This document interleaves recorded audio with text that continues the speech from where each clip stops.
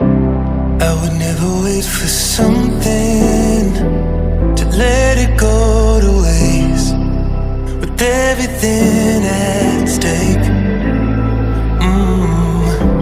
Not that I would take it all back, I just wanna make this thing last.